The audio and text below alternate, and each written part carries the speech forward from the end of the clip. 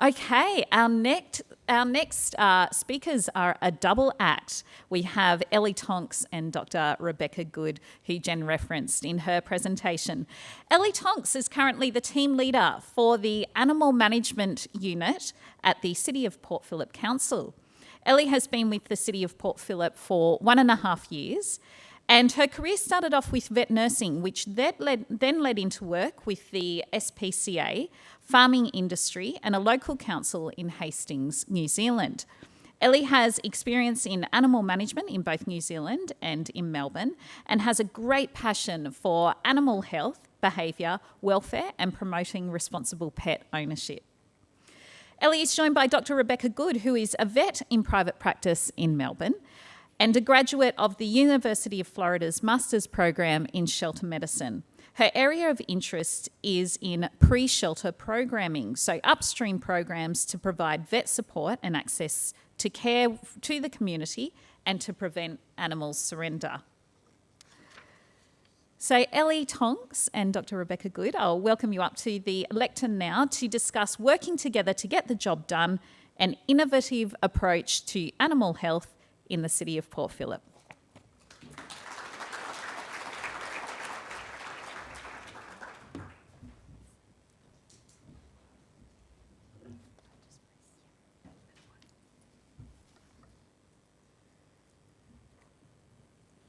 Good morning, everyone. Thank you so much for the introduction, and thank you to everyone for listening today. My name is Ellie Tonks, and I am joined by Dr. Beck Goode to present to you a program that the City of Port Phillip Animal Management and the Port Phillip Animal Management Hospital have been collaborating on over the last 2 years to address a perceived animal management and welfare problem in our local government area. Before we start, we would like to acknowledge the traditional owners of the land on which we meet today and pay our respects to elders past and present. The City of Port Phillip covers an area of 20.6 square kilometres, stretching along the coastline of Melbourne from Port Melbourne to Elwood, bounded on one side by sea and the other by the Melbourne CBD. Over 116,000 residents and 13,000 animals registered call it home. While the income and socio-economic status on the average Port Phillip resident sits above that of the Greater Melbourne, well above the statewide average and miles above the poverty line, these statistics hide the true picture of day-to-day life for a significant portion of residents in this area.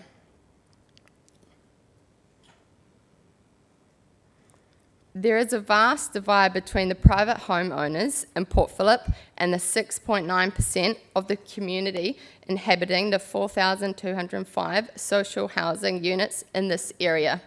Social and subsidised housing in the Port Phillip is largely under the management of the Department of Health and Human Services, with other providers such as Launch Housing making up the rest.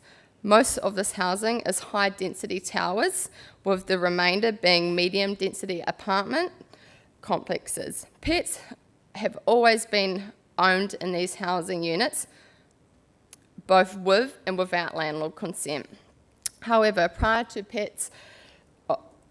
the Pets of the Port Phillip program, it was thought that the number of registered declared pets in social housing was only the tip of the iceberg. No objective data was available regarding the number of animals in low-income housing units. Various reasons for this include hiding or not declaring pet ownership for fear of fines or eviction, lack of understanding of registration requirements due to language barriers, and lack of trust in an animal licensing system. In addition to owned pets within social housing, colonies of free-roaming and semi-owned cats are associated with many of these sites. Veterinarians at Port Phillip Animal Veterinarians, at the Port Phillip Hospital and animal management officers sat down to brainstorm the perceived animal welfare and management issues in our area and to come up with a plan we could work on to address these needs. The number of high density and medium density public housing units in the area had effectively created pockets of disadvantages in the community. While there are 5 veterinary clinics within the Port Phillip area, residents of public housing and others suffering acute financial insecurity. We were effectively in a relative veterinary desert with no not-for-profit or community desexing clinics within our area. Travelling outside the local government area to access subsidised programs was a major barrier for many, and with one after another COVID lockdowns, waitlists for desexing through non-for-profits were just such a long wait.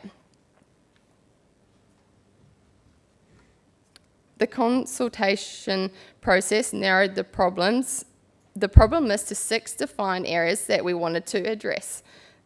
The first was the unknown number of pets in public housing and poor registration numbers for pets living at these sites. Word of mouth and local knowledge was that there were many pets living in these housing estates, with a large number of kittens being passed around, and also a free-ranging cat colony at the Park Towers site. The next problem identified was a lack of affordable desexing with the local government area for low-income earners, resulting in both financial and geographic barriers to desexing and microchipping.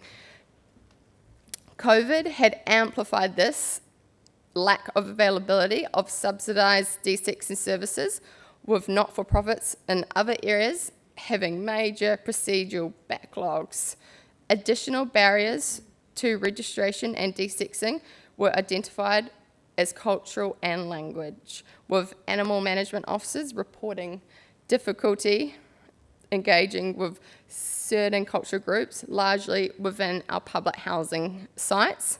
Finally, problem sites for hoarding and semi-owned cat colonies had been identified, and a plan for improving welfare amongst these groups was needed that centred around collaboration rather than enforcement.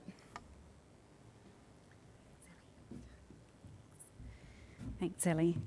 So once we knew what demographics and problems we were aiming to solve, the next step was working out how we would tackle it. But before we even got down to the nuts and bolts of what to do, the first thing we produced was a mission statement. So organisational statements are really important for all business plans, but for those involving volunteerism, this is even more so. You have to be extremely specific and explicit in stating what your mission is and its foundational beliefs, so that your volunteers know exactly what they are committing their time to. For POP, our mission was to provide free desexing, microchipping and vaccination for vulnerable residents in our area. And the beliefs underpinning this was that everyone, regardless of socioeconomic status, cultural background or family circumstances, should have the opportunity to experience the benefit of the human-animal bond. And secondly, that every pet, regardless of the socioeconomic status, cultural background or family circumstance of its owner, should have the ability to lead a healthy and enriched life. So practically, what did we need to start the program off? We knew we needed a locally provided desexing program, and we wanted to tie this into registrations. To really target the groups we were aiming for, it needed to be free and accessible. To try to provide for the numbers we thought we needed to desex, the clinic couldn't be run on a normal surgery day due to already full lists. The idea of an in-clinic desexing clinic staffed by volunteer vets and nurses and run once a month on a Sunday when the usual surgery list was closed solved this problem. Using the existing clinic resources helped to reduce initial setup costs, with the main cost being the purchase of surgical instrumentation, which helped us to cope with a higher volume load. To improve the accessibility to clients and also to reduce our no-show rate, the idea of AMOs using animal transport vehicles to pick up and drop off animals for the clinic was floated. To facilitate all of this, we needed a system for booking in clients, client and patient files for veterinary information, consent forms, discharge notes, procedures for conducting a high-quality, high-volume desexing clinic, and a way of getting the information about the program into the communities we were targeting. Last but not least, in fact most important really, we needed staff to run all of this and money to do it. Solving these steps meant working together. The problem list and its solutions formed the basis for a successful grant application to Animal Welfare Victoria that took both the veterinary staff and AMOs to submit. This funding has been crucial in allowing us to deliver this program into our community. The Association of Shelter Veterinarians guidelines for high-quality, high-volume spay and neuter, as well as materials produced by ASPCA, provided an overarching framework for operating the program, and all parts of this were checked against relevant ASV guidelines to ensure our processes for transport, identification, surgical procedures and post-operative care complied with this. Part of the development process involved running through a picture of what a day in the clinic would look like, addressing potential bottlenecks and problem solving before the problems occurred. The concept and its development were presented as part of a master's project for a University of Florida shelter medicine topic on HQHVSN, allowing us to have oversight from leaders in the field of community medicine and high volume programs.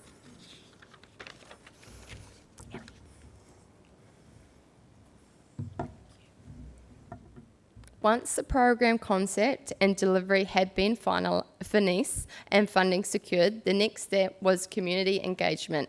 We needed to get awareness of the program into the target population and develop a trust relationship with pet owners in these areas, as well as poster campaigns, which included posters and flyers printed in Arabic, Russian, and Vietnamese. This involved vets and animal management officers attending community days at various social housing sites, collaborating with social services to place posters and information in community newsletters, and networking with other groups offering free or discounted services to pet owners in the areas such as Pets in the Park. Attending the community days with large quantities of donated pet food and treats in tow was particularly valuable, as it gave the animal management officers an opportunity to interact positively with the community members face to face to explain what the program was and how our people could access it. Even if they just wanted free food, we had the opportunity to chat, and we saw many of these clients come to our clinics. Although the Pets of Port Phillip clinics were a once-a-month event, work on the clinics was an ongoing event, especially for our animal management officers. Booking clients for the POP clinics was handled by our animal management officers. A QR code directing clients to a try booking site was developed, although many bookings were also done on the phone for clients that didn't have access to smartphones. And also a lot of our bookings as well, while we're doing jobs out in the community, we also took bookings out, on site through our property visits. Once the booking list for a clinic was full, clients would be automatically directed to the next available clinic. These bookings were confirmed by phone calls the week before surgery. At this point, clients were given pre-surgical information such as fasting and the address of the clinic if they were self-drop-offs. Transport lists were planned by our animal management officers following confirmation, and booking lists sent to the vet clinic so that patients could be added to the system and consent forms generated and sent to animal management officers who were doing pickups on the day.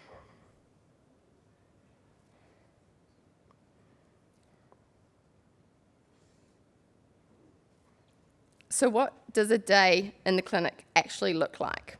On the morning of the clinic, 2 animal management officers worked together to do pickups, while a third was based at the vet clinic, helping vet staff to do admits for clients who preferred to do self-drop-off.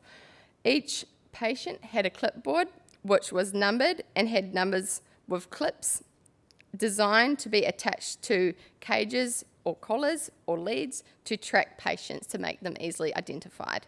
Dogs and cats were housed in separate areas, with cats being divided into male and females, with high-risk patients such as infectious or disease or specific health concerns were also separated into a different room.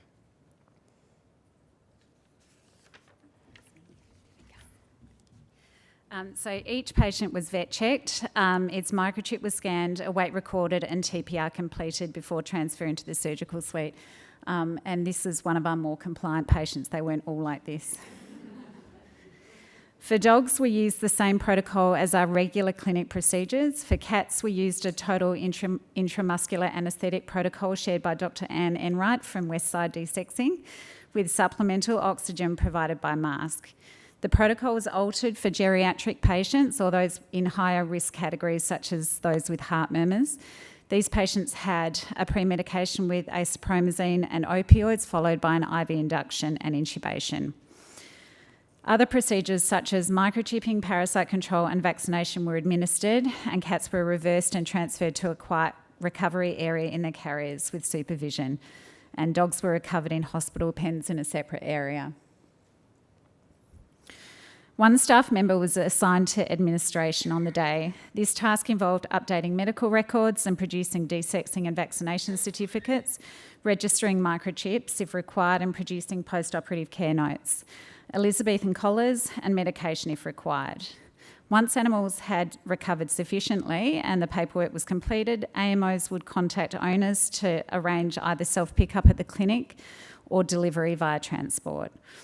In the week following the clinic, AMOs completed any registration paperwork. Post-operative complications were handled by the veterinary clinic, although these were fairly uncommon. In general, each clinic was run with 3 AMOs, 2 veterinarians, 2 veterinary nurses and a junior nurse. Our booking list started with up to 20 open positions, including availability for 2 dog spays, 3 dog castrations, and with cat surgeries being the remaining open spots.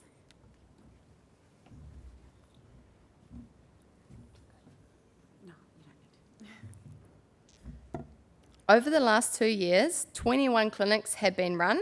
Altogether, 266 animals have been desexed, including 80 male cats, 104 female cats, 39 male dogs, and 43 female dogs. 163 microchips have been implanted through the program. Each clinic service from 6 to 18 pets. Numerous multi-pet households have been targeted, including one household with 10 cats. This client was initially very distrustful of engaging with our animal management officers. However, the clinic allowed us the opportunity to work with her in a positive manner. She became a vocal advocate for the program to her friends and neighbours and reached out to animal management officers for help in surrendering and rehoming some of these cats down the track. For many of our cat patients, the POP clinic was their first ever visit to a vet clinic. We frequently had cats of 3 to 5 years old attend the clinic, with the oldest entire female cat 12 years old. Further data analysis is underway to assess the impact of the program on new registrations in our local government area and demographics of pets presented from public housing. The program has definitely adapted over time as we have learnt more about the needs in the community. Initially, our main target was high and medium density public housing sites. As the program progressed, we had the ability to expand to other underserved community members, including pet owners who had suffered acute financial loss, and support animals for disabled community members. One challenge that we needed to overcome in this journey was staff attitudes and engagement. the perception that clients were rorting the system or taking advantage of the program because they had recognised breeds, dogs, or didn't look like they needed help was a bias that we addressed by having conversations with staff about what social disadvantages can look like. These conversations were really important because veterinary staff were volunteering their time to participate in the program and keep volunteers engaged with the philosophy. Our philosophy is so important in keeping them coming back. Because animal management officers were booking clients in, this also involved a trust relationship between the vets and council, that participants were being screened effectively and selected appropriately. From the animal management officer's perspective, having to turn away people who did not meet the eligibility requirements could be difficult and was extremely time-consuming. Again, having defined target populations and robust conversations when these targets adjust is crucial in ongoing service provision. From a clinic perspective, we found female dogs, they really slowed our clinic progress down, especially with only 2 veterinary surgeons on surgery days. Dogs in general took more staff longer.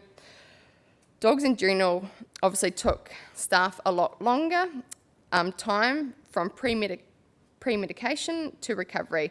To counter this, we decided to move bitch spays onto the regular surgical list by offering 1 of our pop clinic dog spays booking per week. This meant we were able to complete 4 bitch spays effectively per month, doubling our ability to provide for female dogs and streamlining our clinic days. In general, the tri-booking system worked well. However, needing to contact clients to confirm eligibility and clinical details was definitely time-consuming, and some clients were difficult to reach to confirm. This was an ongoing struggle for us. This could make it hard to finalise the clinic list in time to get the paperwork done for consent forms. We also encountered errors in the tri-booking system site, which meant that some people turned up for surgery on days and they weren't actually booked in and their booking wasn't confirmed. So conversely, even offering free services didn't prevent all no-shows on the day of surgery, and we found when this happened it was mostly cats, and almost exclusively the problem was encountered when owners wanted to do self-drop-off. So offering transport definitely improved our attendance rates. For animals on AMO transport, almost 100% of those booked in had surgery on the scheduled day. We had 1 or 2 cats that had disappeared when we went to do pickup and a couple that needed to be trapped. We accommodated these by opening up a booking in our regular surgical week so that we could get these cats in as soon as they'd been caught. Lack of familiarity with total intramuscular anaesthesia for surgical procedures in cats was an initial challenge for our veterinary staff. As the number of clinics progressed, our staff became more used to the protocol.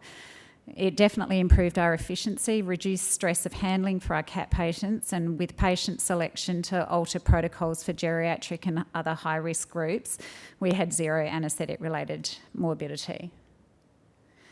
So the program has been effective in delivering preventative healthcare and improving registration rates in our LGA. Investing in good program development and planning was definitely crucial in its success, with protocols and processes ready to go before the service delivery. Essential to the program has been good communication and a collaborative relationship between the veterinary hospital and the City of Port Phillip, strengthened and formalised by an MOU. In addition, community engagement was crucial to make sure that the program wasn't perceived as a way for council to target enforcement of registrations.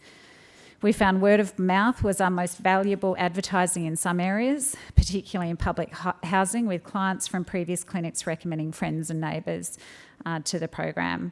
While we've reached the end of our grant, we hope to continue program delivery into the future.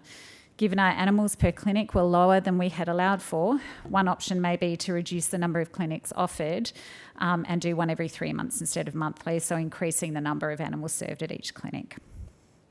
And that's all from us. Thank you.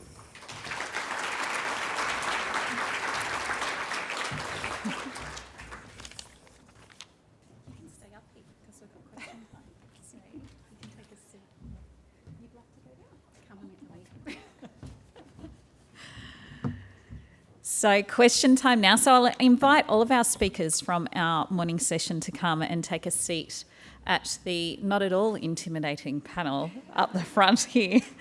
While our speakers are coming up, make sure you've put your questions on the Hoover app, or if there's one there that you quite like the look of and would love to hear the answer to, make sure that you upvote it. We do have Wi-Fi for those who haven't discovered it yet. If you have a look at the available networks, it is the G2Z_AWL Wi-Fi. And the password, are you ready? All lowercase, G2Z at 2023. So all lowercase, G2Z at 2023. Okay, so questions. The first one that I have here is for Ellie and Rebecca from Kate. Do you prioritise any particular clients based on their socioeconomic status or financial vulnerability? And if so, how do you go about identifying someone who is vulnerable and might need this more than someone else? Thank you for the question.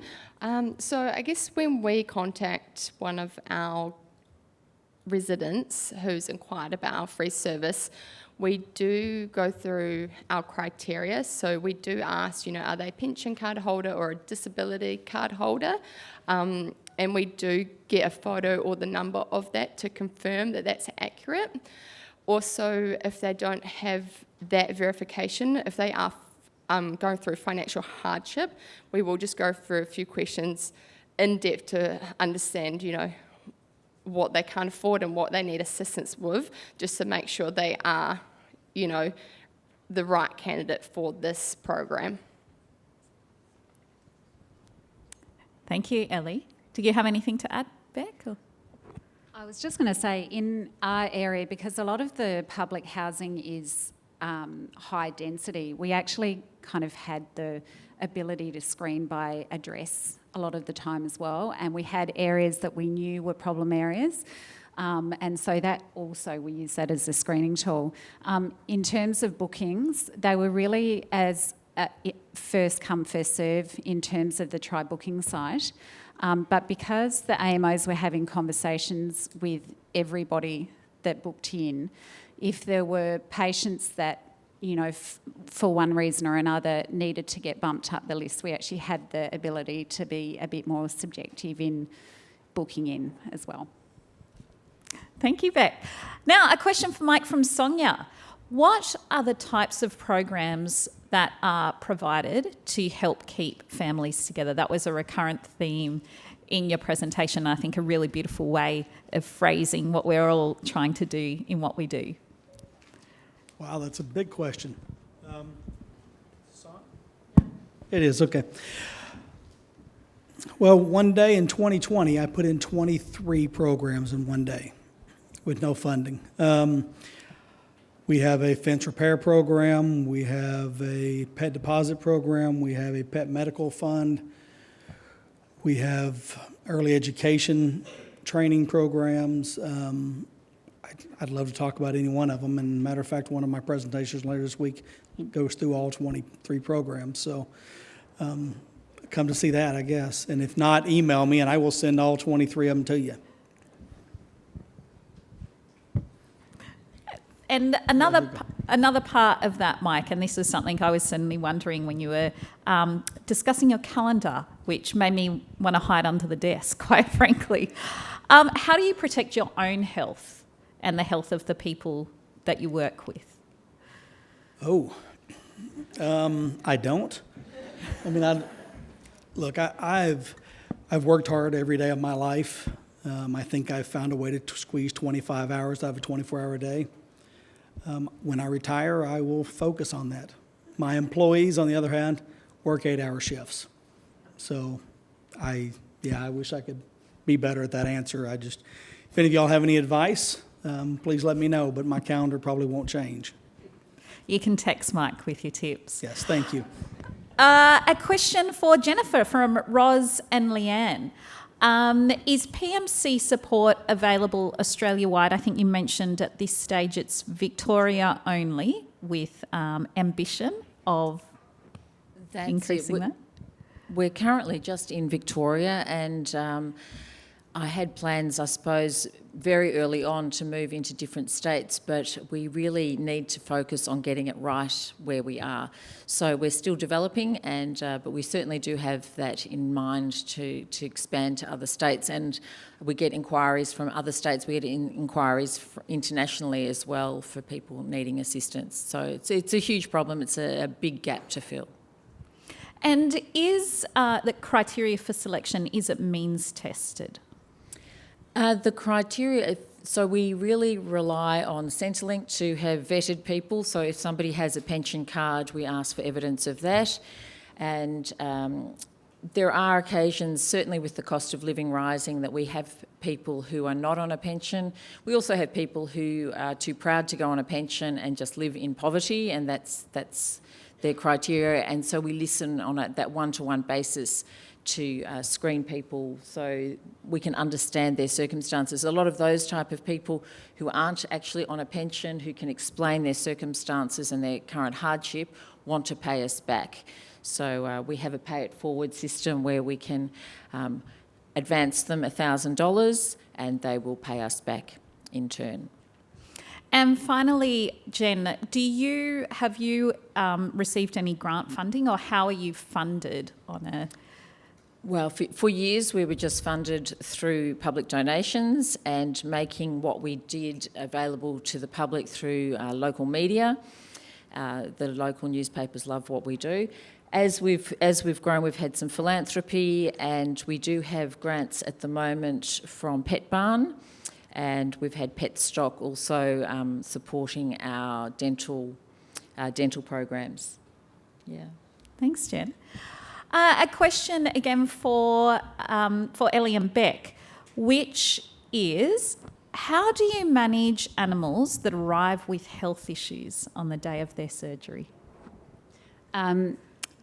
So luckily, that category was fairly minor, but we did have a triage system. So every animal that came through had a veterinary examination before going further. And really it depended on what that was. So if there was something that we felt was going to compromise the safety of the anaesthetic, and there was more investigation that we needed to do, we would then contact either the AMOs or the client directly and chat about that. And we actually had a few, especially older cats, that needed bloods, etc. So those were things that got worked up at a later date. So those animals we deferred and came up with a plan for managing. And those, the two that I can think off the top of my head, both did actually go through the program later on. We had that ability once they're in the system that we could track them. So the issue then is, if you've got a client that you're servicing and you're providing free desexing to and it needs workup, what do you do from there? And that's where we start talking to people like Jen about getting some medical care if they needed it. So if there were other issues that we didn't feel compromised the safety, we'd make phone calls to the owner so that they knew. And as I said, we would alter, for instance, our anaesthetic protocols or our decision making, or change, for instance, the order of surgery if we felt like there was something that might have been an infectious disease risk. The animals were separated and they were dealt with at the end of the day to minimise any risks to any of our other patients. Fantastic. All right, we're going to have to wrap up the questions there, but please make sure that you're using the Hoover app. You can engage with the speakers and post any outstanding questions on there, and I'm sure they'll all be very busy responding to you. So please join me in thanking all of our speakers for our morning session.